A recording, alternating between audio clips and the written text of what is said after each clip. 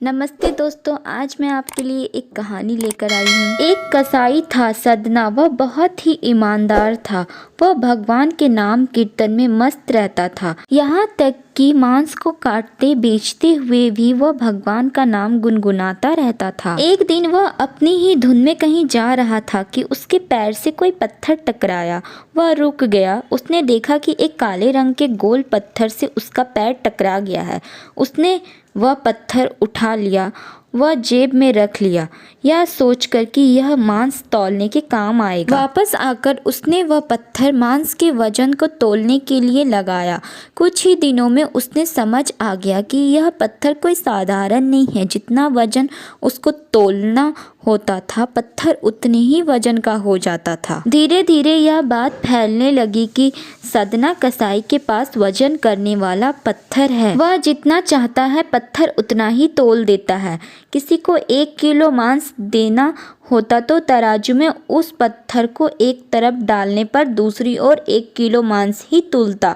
अगर किसी को 2 किलो चाहिए तो वह पत्थर 2 किलो के भार जितना भारी हो जाता। इस चमत्कार के कारण उसके यहाँ लोगों की भीड़ जुटने लगी। भीड़ जुटने के साथ ही सदना की दुकान की बिक्री बढ़ गई। बात एक शुद्ध ब्राह्मण तक भी पहुंची। हालांकि वो ऐसी अशुद्ध जगह पर नहीं जाना चाहते थे जहाँ मांस कटता व बिकता हो, किंतु चमत्कारी पत्थर को देखने की उत्सुकता उन्हें सदना की दुकान तक खींच लाई। दूर से खड़ा वह सदना कसाई को मीट तौलते देखने लगा। उसने देखा कि कैसे वह पत्थर हर प्रकार के वजन को बराबर तौल रहा था। ध्यान से देखने पर उसके शरीर के रोए खड़े हो गए।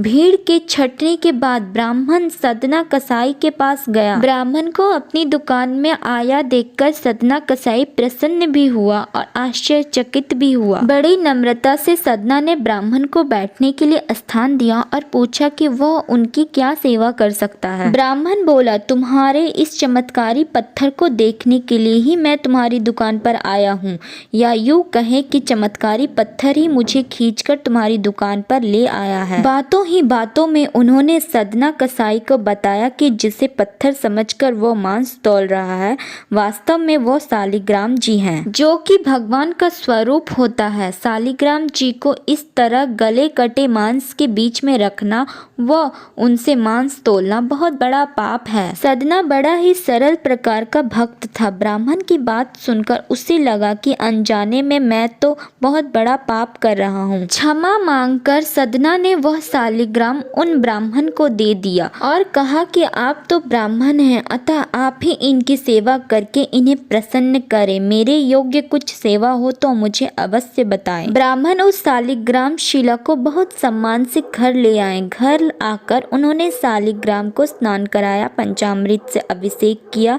व पूजा अर्चना आरंभ कर दी। कुछ ही दिन बीते थे कि उन ब्राह्मण के स्वप्न में श्री शालिग्राम जी आए और कहा, हे ब्राह्मण, मैं तुम्हारी सेवाओं से प्रसन्न हूँ, किंतु तुम मुझे उसी कसाई के पास छोड़ आओ। स्वप्न में ही ब्राह्मण ने कारण पूछा तो उत्तर मिला कि तुम मेरी पूजा अर्चना करते हो, मुझे अच्छा लगता है, परंतु जो भक्त मेरे नाम का गुणगान कीर्तन करते हैं उनको मैं अपने आप को भी बेच देता हूँ। सदना तुम्हारी तरह मेरा आचरण नहीं करता, परंतु वो हर समय मेरा नाम गुनगुनाता रहता है, जो कि मुझे अच्छा लगता है, इसलिए तो मैं उसके पास गया था। ब्राह्मण अगले ही दिन सदना कसाई के पास गया। वो उनको प्रणाम करके सारी बात बताई।